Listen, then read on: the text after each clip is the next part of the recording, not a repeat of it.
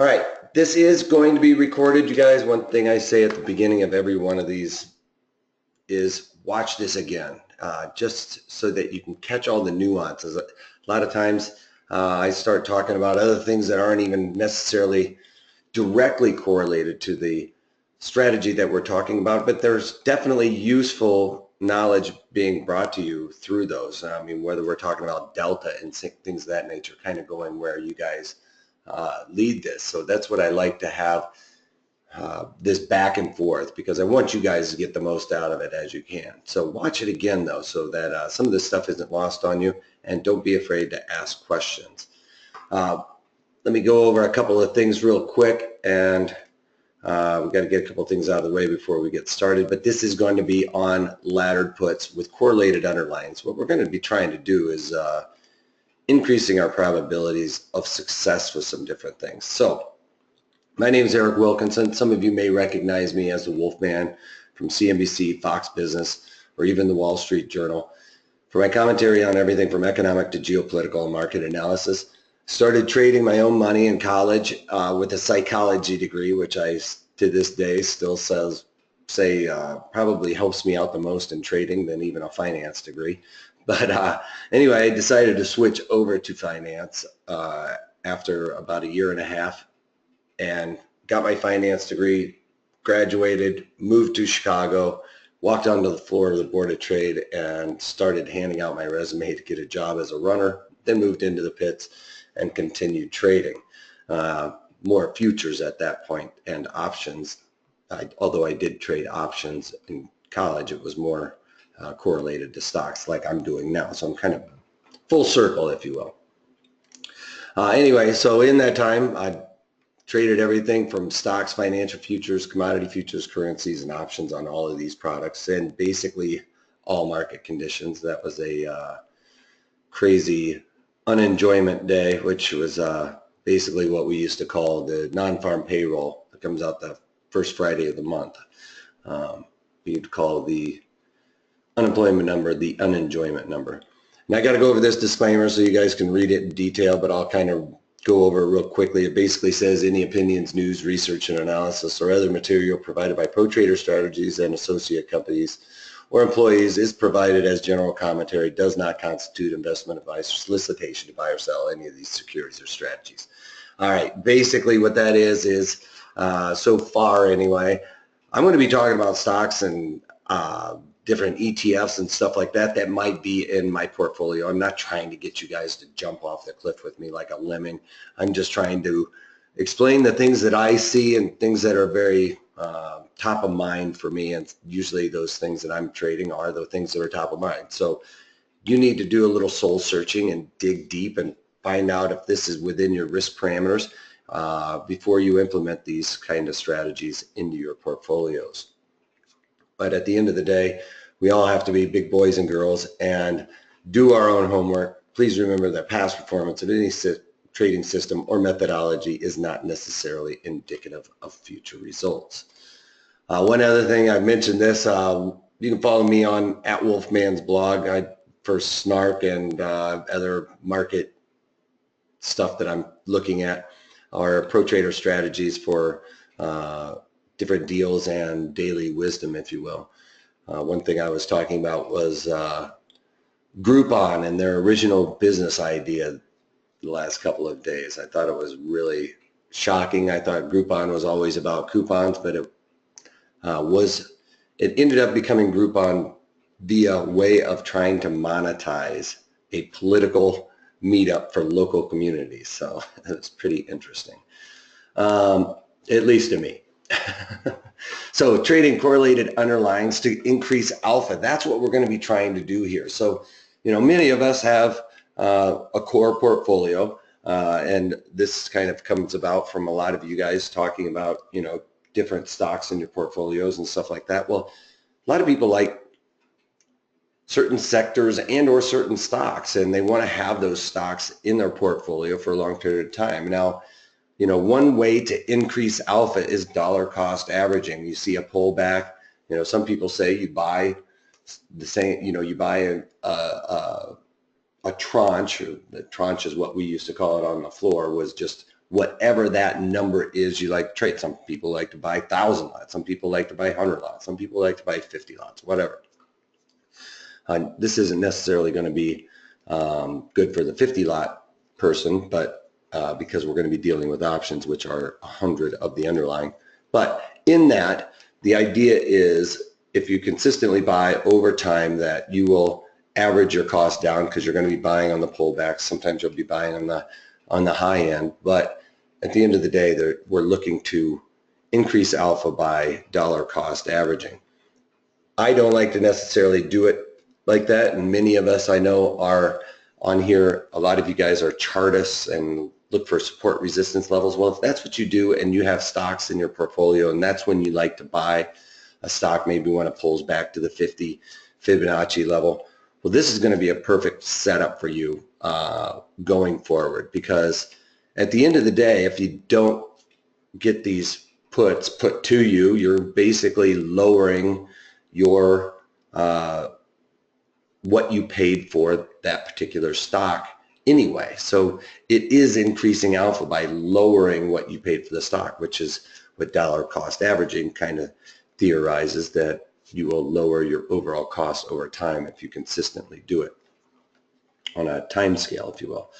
So how do we do this? We're going to be looking for volatility collapse in this kind of situation. So I like to do this when there's high implied volatility percent, as many of you guys know. That is one of the things I champion.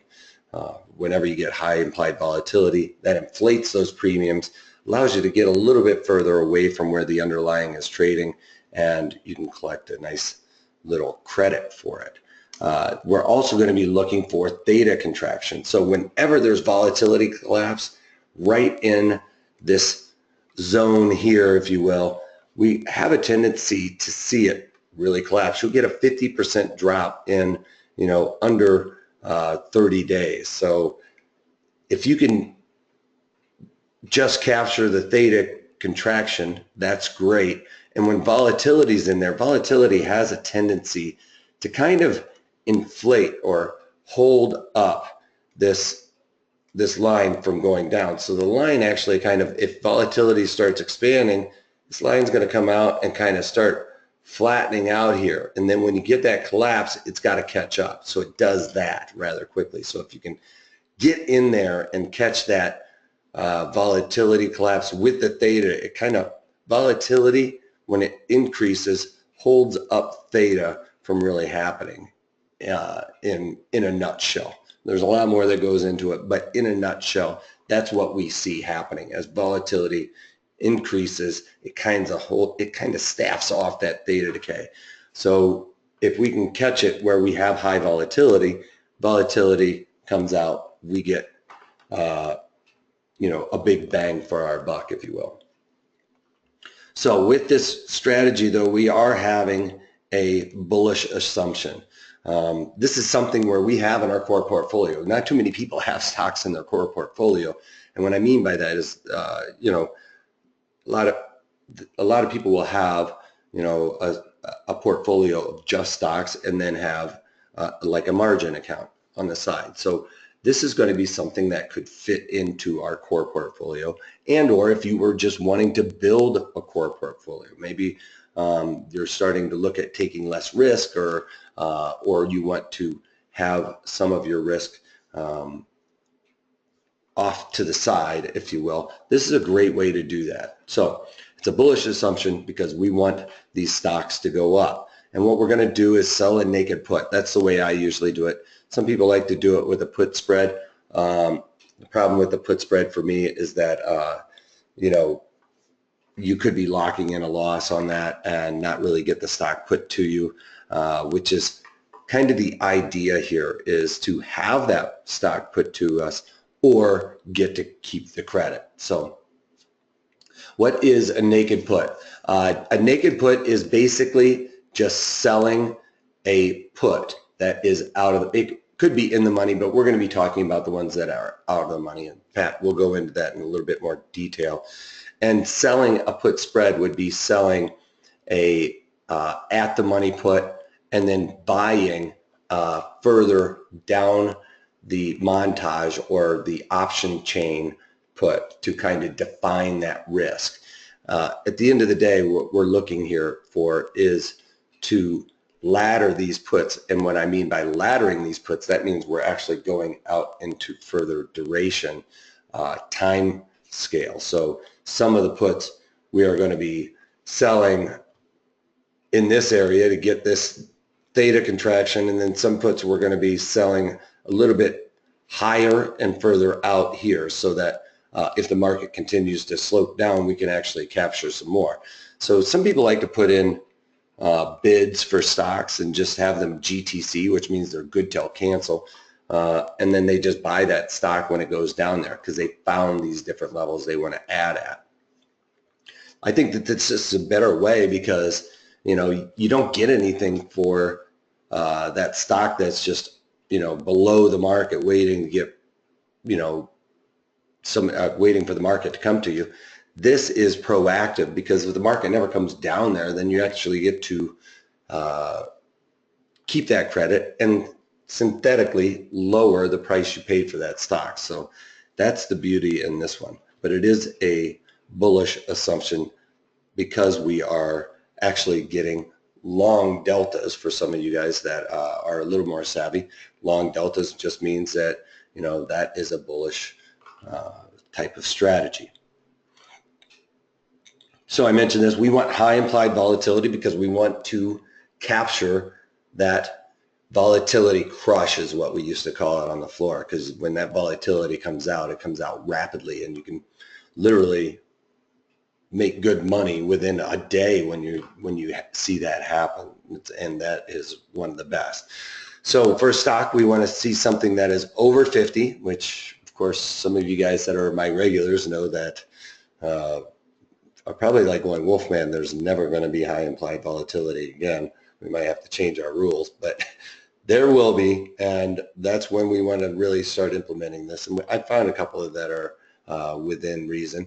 And then for an ETF, we want something that's greater than 30, because why is this lower than the 50 here?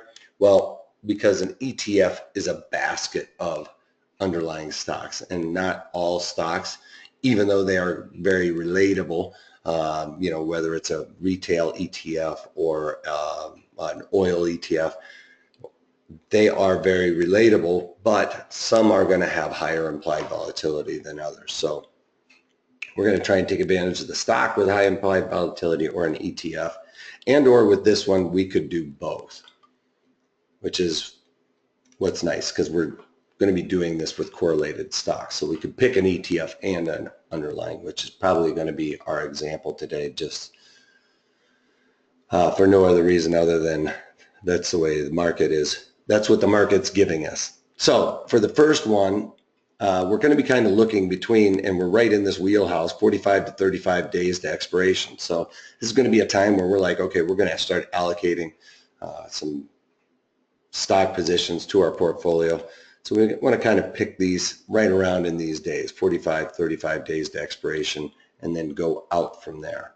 So we'll start with the nearer term and then move out to like basically the next month. And one nice thing about this strategy is this is skew. This is what we see in options. This is call skew, where when people would be buying a lot of calls and selling puts, we're going to get the skew to the upside, which means you get this like long tail. And what you normally see is the positive skew, which is where the puts are getting pumped up, because people have a tendency to buy puts and sell calls in order to lower basis. They're selling calls lower basis, or covered calls in that sense, and they want to protect themselves to the downside, so they're buying puts more often, which has a tendency to inflate those premiums. So with this strategy, we're going to be able to take advantage of that more often than not. All right, so generally speaking, you guys seen me talk about this. I like to sell the one standard deviation when I'm doing strategies, because there's only about a 16% probability of it landing outside of that area. So I like to sell that one standard deviation, which is pretty close to the 16 delta. 16 delta, in a sense, is a 16% probability that the stock will finish in the money at expiration by 1 penny. Okay, so I like selling that and playing that probability. That's an unlikely occurrence. With this one, in order to get enough premium to justify the risk of getting the stock put to us, we have to kind of take a little bit more risk, and we want to take that risk in this regard because we're actually thinking, you know, if I get put this stock, I'm actually happy with it because I like buying it at this level. So whenever we see the market come to our level, that's when we're going to start implementing this. So in that, we're going to be looking at about the half standard deviation move, which is right around a 30-ish delta. I usually like to go even a little bit more aggressive than that to around the 36, 34 delta, which is a little bit closer inside there. But kind of, you know, to get your mind around it, we're looking at about the half standard deviation move. You know, I'm kind of pointing out the call side. This, in my eyes, I look at this as the put side, that's the call side. So we're going to be kind of hitting this standard deviation around there. Actually, that probably is the put because it's the negative on that side. Anyway, on to a correlation. So now this is kind of long lines. Now, if you missed last week's, we're going to be still talking about pairs trading in a sense, or correlation. So we want to, you know, this is going to be like a sector kind of thing. You see a sector rotation, we hear that all the time, where, you know, big hedge funds and things of that nature will move out of, say, retail and into tech to be a little bit more aggressive.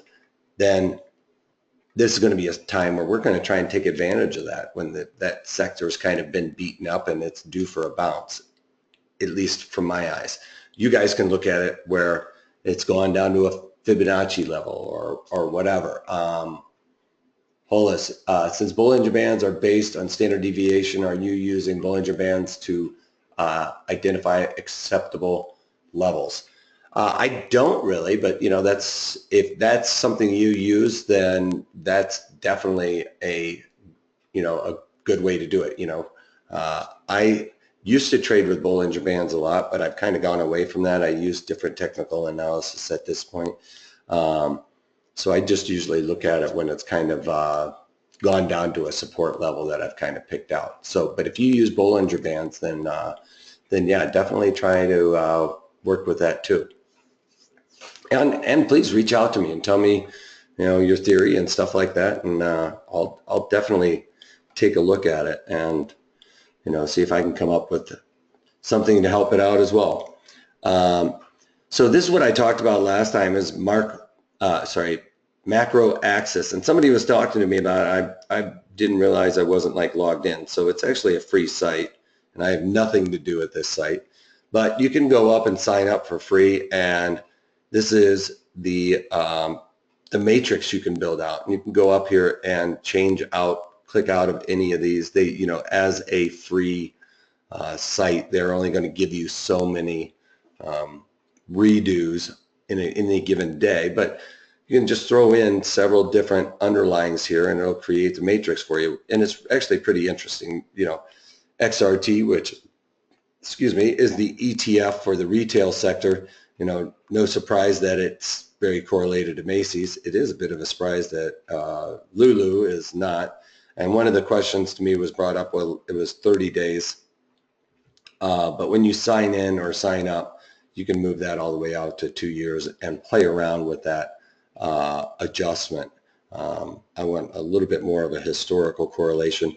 With this correlation, though, we do not want it to be like 90 some odd %, right? Because that means they're so correlated we could just be trading the same thing in my eyes.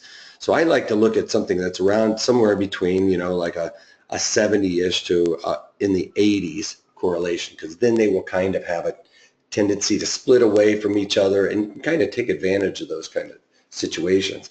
And if they're splitting away from each other, going the other direction, then you can kind of take advantage of selling this put, because one may be just leading the other.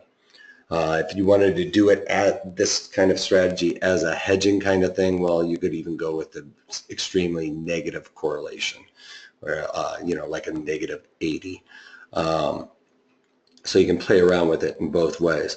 But it is fun to pull this out because, who would have thought that like Pepsi and NVIDIA would have such a high correlation, and that's a pretty significant number when we're talking about 2 years in duration. So that is something that one could look at. Hey, I like tech. I need some consumer staples. Maybe I'll do this one. And if I get hit on both, then I get hit on both. But we're going to be kind of trying to do sector usually, but we could take a look at that sometime too. The other thing is Apple and Coke are not always correlated. They are in the 2 years. One thing about Apple and Coke, and a lot of people look at these for being companies that do the same thing. Pepsi makes Pepsi, Coke makes Coke. Well, Coke really is in the drink industry. Pepsi is actually dominating the snack food aisle of your local grocery, Frito-Lay and other chips and things of that nature. So that is a major influencer in their bottom line, is that snack food aisle.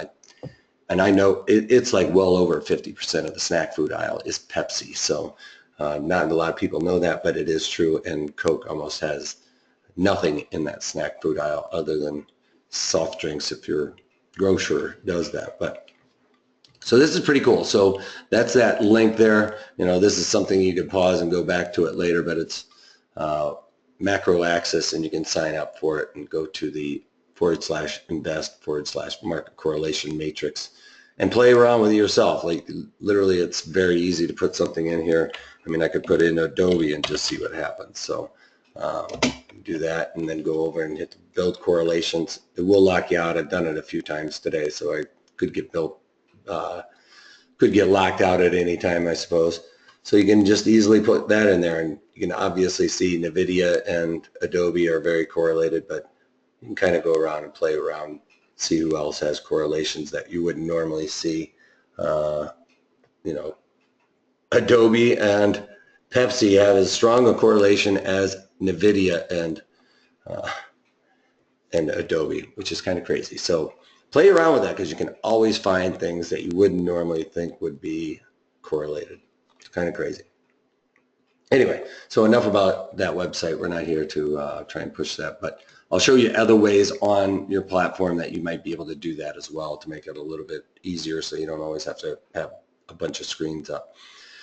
So like I said, we're going to start with that 35-ish delta, somewhere in the 30s. We're looking slightly out of the money. We don't necessarily want to pick the at the monies. I mean, even though you're going to get the most bang for your buck there, but at the end of the day, I don't want to always get the stock put to me. If I wanted to definitely have this stock put to me, I'd just go out and buy the stock. It would be a little cheaper to go out there and just buy the stock rather than have it assigned to you. So you need to weigh, some people may want to go a little bit further out to like that 17 delta, which, increases your probability of success on not having that assigned to you. But you're also, if it does get assigned to you, it doesn't really necessarily pay for that assignment risk.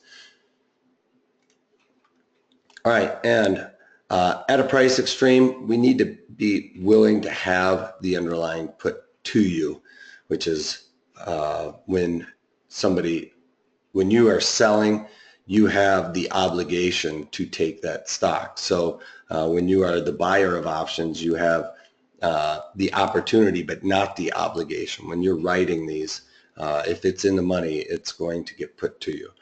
So you have to have that willingness to have it put to you if you are naked, for sure. I mean, if you have the spread on its defined risk, so you would be able to just take that loss. And I'll go over both scenarios on how to set those up.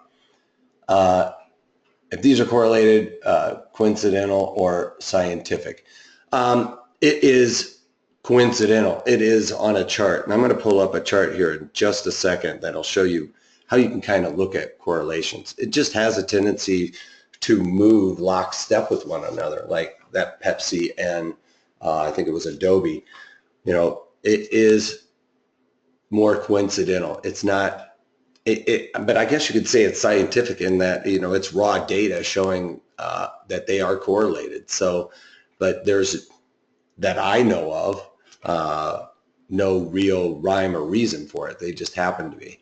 And it could have to do with the fact that that hedge funds or big money managers like to add tech and maybe consumer staples at the same time when they're offloading like financials or something along those lines. Does that make sense?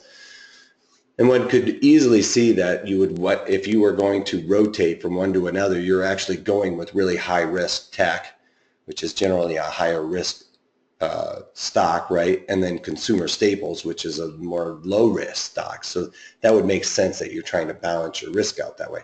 Is that what's happening? I couldn't necessarily say that with 100% certainty, but that would be a theory, I suppose, that one could lean on. All right, so, and then it could be random for sure. It could be random. But, you know, over 2 years, that randomness of 91% of the time kind of goes out the window. It's not really so random anymore. Anyway, so exit, just like when we're talking about any of my strategies where we're selling for a premium, we're going to be looking to exit at 50% of our max profit, or let it convert to stock, let it play out the probabilities. You know, there's only a 30% probability that the stock is going to end up in the money. If it immediately goes in, we just we're accepting that. So the major thing about this is, because we are willing to put this stock, you know, if you're used to trading, you know, 10 lots in options or 5 lots in options, then you probably want to go a lot less, especially if it's the first time kind of doing this. Go down to 1 lots. You know, if you're used to trading 100 lots in stocks, or buying, you know, implementing 100 lot at a time whenever you go to look to buy a stock, then definitely go with a 1 lot in this. But keep in mind, you could end up with a couple of 100 lots. So you also need to have the preparation that the stock could go into your portfolio, and that you're going to have to ante up for the stock, because it's going to lock it up for a little while. All right, so let's get into the option montage. This is what I was talking about, the option montage. One thing we want to do is always pick stocks that have a tight bid ask. Here we're looking at Marathon Oil. It's a popular stock, has a lot of volume and open interest, a lot of open interest here, a lot of volume over here on any given day, 21 days to expiration. Further out in duration, you get, obviously you're going to see less, but a rule of thumb that I always go with is a stock that is under $100. We want this bid ask between these two, the bid to the ask, to be inside of 10 cents. All right. If it's outside of 10 cents on a $100 or less stock, it's not even going to be on my list over here. I have a couple, I will admit. I think I have like Marriott hotels on here or whatever, but I have a friend that works for Marriott, so he has me keeping an eye on his stock for him. But anyway, that's beside the point. So I do have a couple over there, but I'm not trading it. These over here, inside of 10 cents. If it's over $100 stock, say for instance, you know, if we're looking at, what could I throw up here? You know, Amazon or, you know, Nvidia has probably got inside of 10 cents, even though it's a $100 stock. Sometimes it gets a little wider, but for the most part, it's right there around $10 a stock. But stocks that are over $100, 200, 300, 400, whatever, just move the decimal point 3 ticks to the left, and that's how much you should be seeing the bid ask differential, if you will. So $300 stock, the bid ask should be inside of 30 cents as a ballpark. You know, same thing with like Priceline. You know, it's over $1,000 stock, you know, 17.79. So we should see this, you know, about $1.80-ish a lot of times. You know, it's a Friday afternoon, but it is a pretty tight market for Priceline. Looks like actually people are starting to get away from it a little bit more. It used to be traded a lot more. And during earnings, you'll see this market really get tight. So it should be about $1.80 for something like that. It's a little wider right now, but a lot of people are in the weeds in there too. The other thing is we want to see, what was I going to say? Sorry, I just lost my train of thought with that. I don't know where I was going with that. So I'll think of it in a minute. So I'll move on. So we kind of want to pick like this 34, like we were looking at Qualcomm or something like that. This is what I'm talking about, the delta. This is right around that 35-ish. So, you know, I like to pick the whole number, so I would probably round down rather than round up to the half. And we also want to just be able to collect this credit. So this is usually where I go out and tell you guys to start throwing out some stocks for me, and we'll kind of like look at them. Oh, wait, that's what I was going to do. So before we get on to that, so you can go over here to the customize, and this is on Thinkorswim. This is the one I'm used to. It was started in Chicago, so I just kind of went with it. Anyway,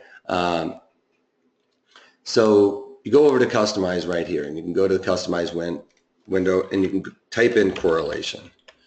And it's going to be the first thing that pops up right there. Pull that over to this window, and you know, it is going to correlate everything to the S&Ps, right? So just to keep that in mind, it's going to correlate to the S&Ps, and I don't know why it's not liking what I just did. Did this the last time. I think it just takes a while for it to load. But let me take that off for a minute. So let me just get rid of that, remove that item, because I want to go to this. I throw in the ID percent to the side, because what's the first thing I said I was looking for is high ID above 50. All right, well, we're not getting that right now. And Bases was really close, and XRT was one that was just below 30, so it was going to be like the perfect example, or not the perfect example, but a very close example. But I believe XRT has fallen off today as the rest of these retailers are starting to bounce. So when I was setting up for this, it was looking pretty good. I could just go like this and make life easier and just see what it is. Type it in, and it'll give us the ID percent down here. Like I said, I want it above 30, and it has come off. We can even look at the chart and see how it's totally come off in like the last couple of days. I thought it was going to be the perfect example. I wanted to catch these bounces in these. You know, this is where I was talking about. These things have come to price extremes. You know, even a couple of days ago, coming into the value area, that's what I'm looking for, something that's really oversold and has found support, looking for a rebound. So it was looking like it was going to be a pretty good setup.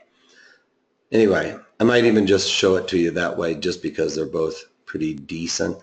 And for lack of other examples, we might have to go with those. And XLK, I think, was the other one that has pretty decent.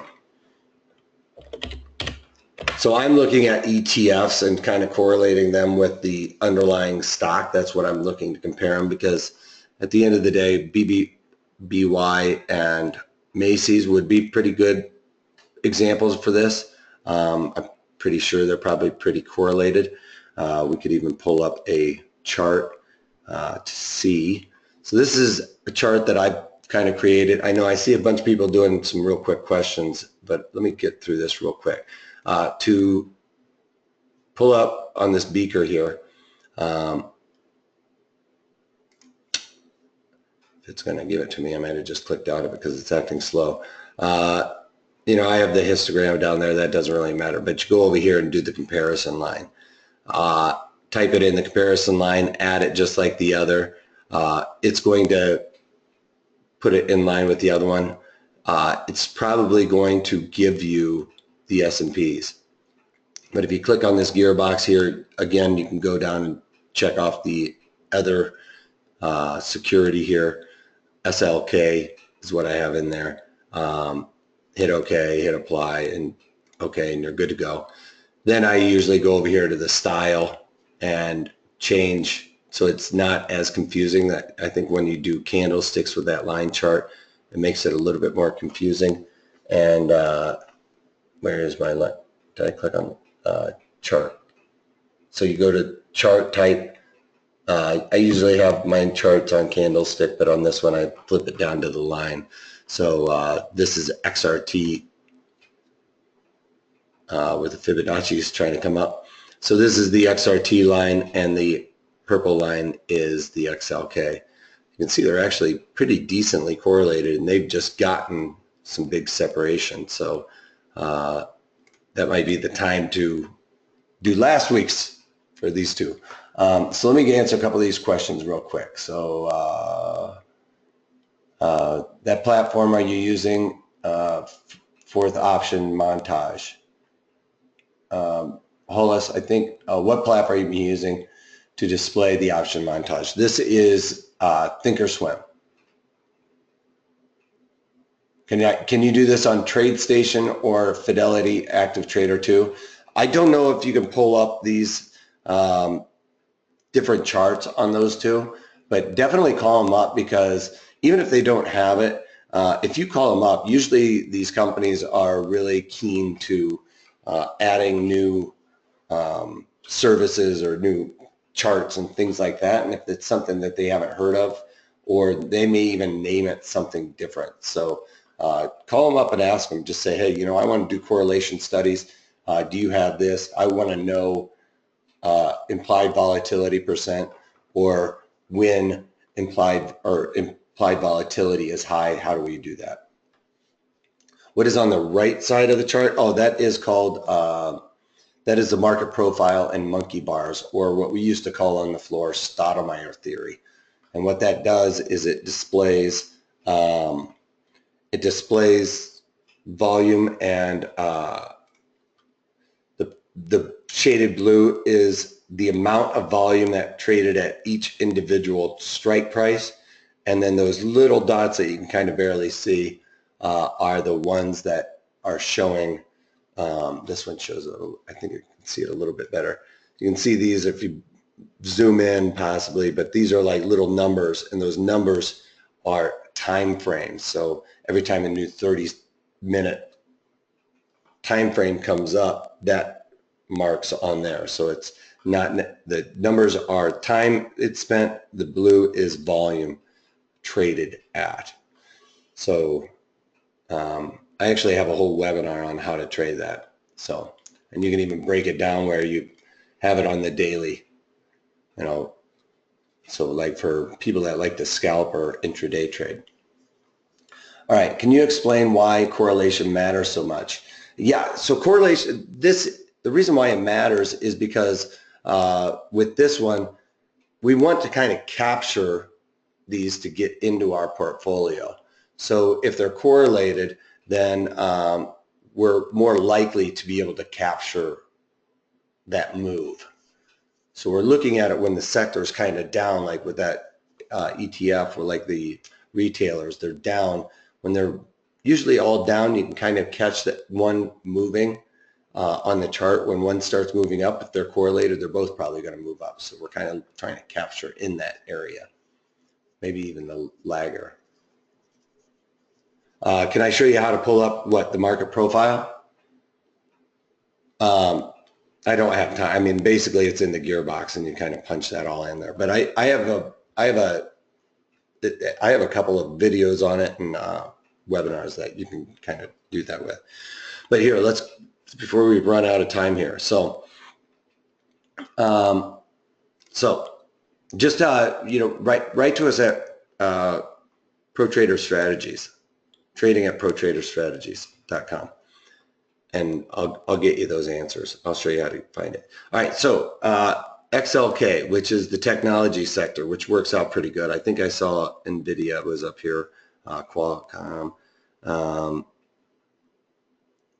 I don't know if Netflix is. NVIDIA is just slightly lower, so and they're pretty correlated. I don't know if they're at pretty much highs. I'm going to go back to my XRT, despite the fact that it's not fitting within my rules. All right, so this should be 30 in order for me to really want to do this trade, because, you know, right now you know, the 30 some odd delta is only giving me about 30 some cents. And a lot of times you can see the 16 delta giving you 30 cents. And I should be getting like maybe 50 to 80 cents for that. So that's the key on getting that fatter premium. You know, I'm going to be able to get further away from the market. This would actually probably be something like the 30 some delta, and I'm going to be getting that money. So I'm going to be able to get further away and collect more premium is the key. So with that being said, for example purposes, it's inside of my rule of 10 cents for a stock that's under 100. So the option montage has that going for us. We're going to be looking for that 35-ish delta. I'm always going to kind of opt to go to the downside. And yeah, so 35 to 45 days, you know, it's kind of a pick 'em here. You know, we could go with either one really. I mean, if you wanted to go a little bit further out, we could do that. It'll get us a little bit further away as well. Just make sure you have that one that's just like right after it. You want to get the June. Sometimes they're going to skip that June until these April go out. So try and make sure that it has the opportunity to pick the same one. So in that, we're going to look at this one then, because that's close enough to the 45 days, right? And we can get a little more premium for it, which makes it nice. So we want to sell this one and slide it out a little bit further in time, go to the June. And so what I usually do is if I'm collecting, say, 60 cents for this one, you know, which is kind of the mid-market, then I'm going down to the stock that's going to give me another 60 cents, like almost the same premium is what I'm looking for, more so than the delta. But just so you know, if I'm going with like a 34 delta, it's usually, you know, going to be like a 28 delta or something like that. But that's getting in the weeds a little bit. But we're just kind of looking to collect the same, to make it easy on everybody. We're just looking to collect the same one, which should get us further out. And it does, it gets us out by $1. So this is that dollar cost averaging that we're kind of looking for. You know, you can buy them at 40, you can buy them at 41, and the likelihood that I'm going to get to those is improbable. It's going to happen some of the times, but some of the times it's not. So if you do this for the first time and you get hit on it, you have to look at it like, all right, the probabilities beat you this time. Now, you know, if 1 out of 3 times I'm going to get hit on that because the delta is 30, that means a 30% probability, right? That's about a third of the time you're going to get hit on this. So if you're doing this consistently over the quarters, you may get hit on it once, maybe twice a year if the probabilities really beat you up. And then another year, you might not get it at all. But in that, then you've got to keep the $1.24 on your stock, right? So that if I bought this stock before, that means I paid $1.24 less for that stock I already own because I've collected credit on it, right? And I've either added more stock to my portfolio, which is kind of the idea we're looking for here. Rather than just putting bids in with your broker and just leaving it in there forever and waiting for it to come down to your fib level or whatever it is, this is a way to be proactive and increase your alpha for sure. So XRT is one. So then we want to go, we got to go over here and hit the blast all again. So we want to click blast all because then it allows us to add other things in a little bit more easier, a little bit more easy, I should say. And I've already sold puts in here because I was trying to take advantage of the theta decay. But given that, the 30-ish delta, I'd probably lean towards these again and sell those. And, oh, that's on the 21. So let me get, I want to go out further. So I want to go out to the June, wait, I'm going to go out to the June 16s to keep them consistent. April, May, we don't get the June. They're not giving me the June. Oh, I'm trying to find the Mays. The Mays that expire on the 19th, so that's those. So let's see, I'm going to try and pick the 30-ish delta, so that's the 28ths. So I'm going to switch this to the 28ths, keep it consistent, because then I get the same. What did I do again? Did I not get that May? May 19th. Oh, may have not let me do it because it was a half tick. All right, so then I want to add that one in there. All right, so I got that one. And then I'm going to go and try and collect another 89 cents further out in duration. So this is that situation I was talking about, you know, that doesn't give me the June. It doesn't necessarily mean that I have to stick with the May. I mean, I could probably go up there and do the shorter duration. Maybe I'm a little bit more aggressive with this one and hit this. I'm not going to be able to get it. So I'll just go with the August and look for the one that I can get for 80 some cents, which is going to be the 25 here. So 80 some cents, that's usually how I look at it, to kind of jack up that credit.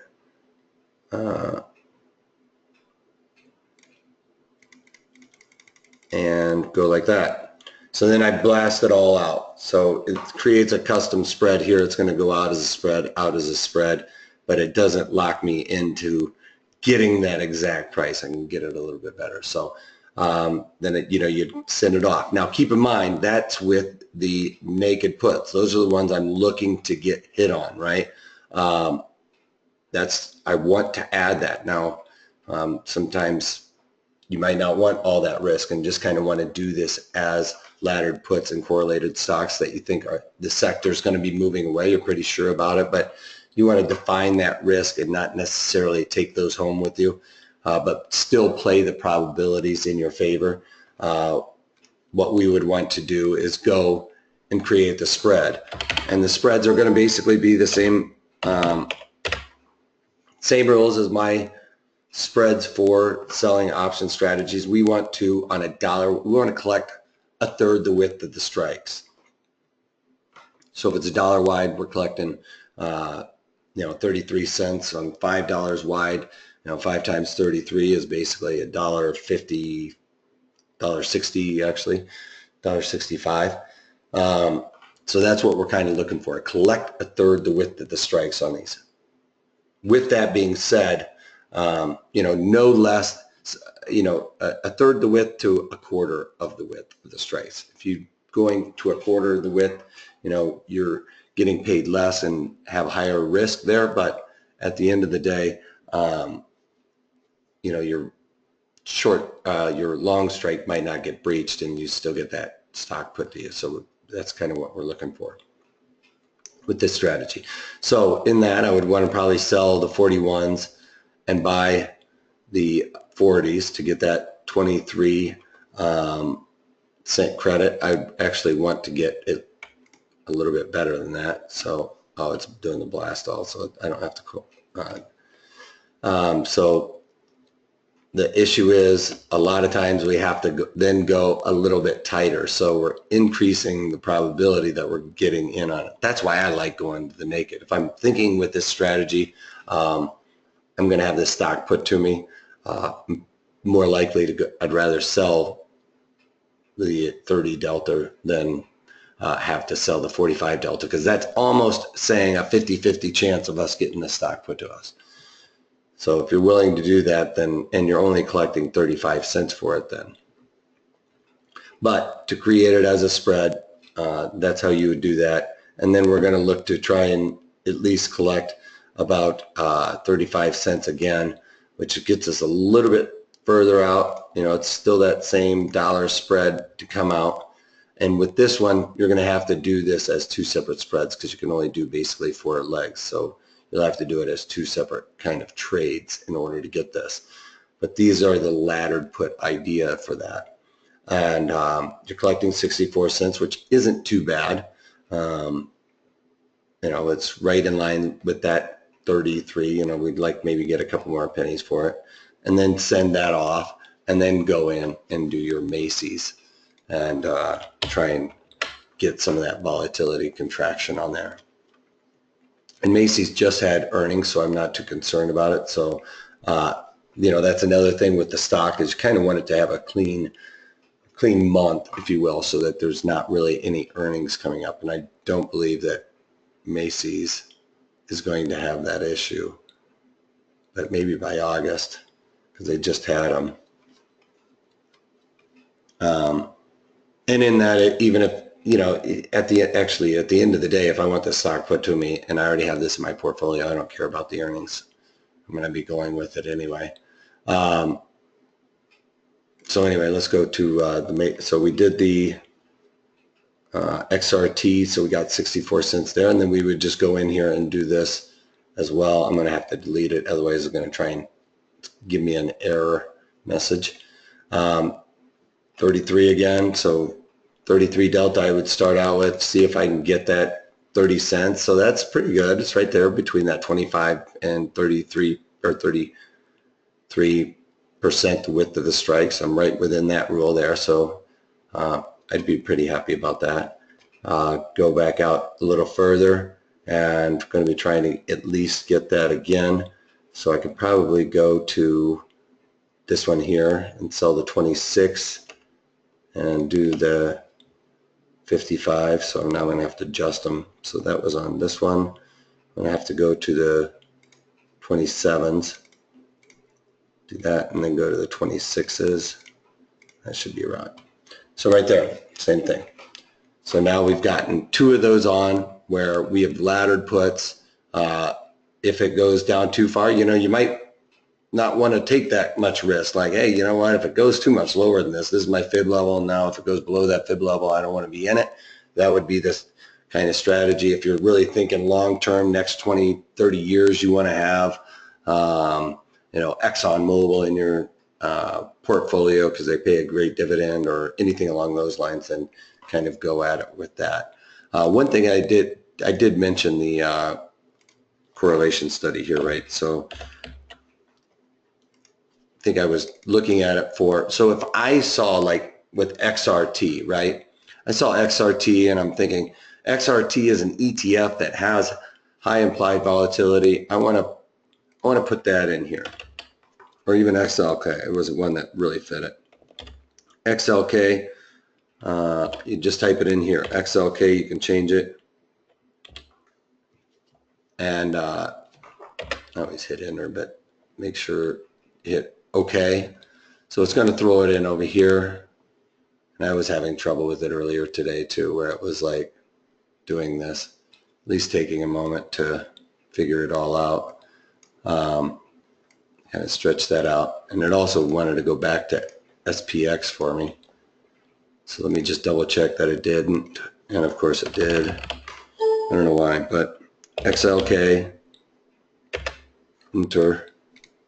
I hit enter just to try and get it to do it. There we go. And it'll kind of populate it that way. So you can kind of sort it where you go from low IV. With this one, I would want it to go to high IV. It's giving me a bunch of exceptions for some reason. Oh, because they're all the ETFs. At least most of them are. So then I would kind of go up here and look at it. Well, what's the correlation with Macy's? Even with the XLK, it has a high correlation. So I, you know, found out something new there. Well, that's a pretty decent correlation. That's right within my wheelhouse on that. It doesn't have that high IV, but you know, eBay, and it's considered, I guess, a technology company too.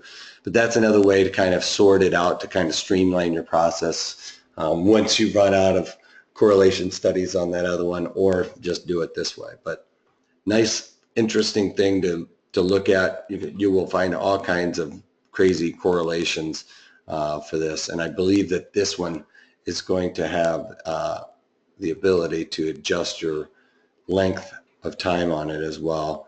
But I want it. I don't think that this just means one day. Let's see, I could do like 300 is usually their length on that.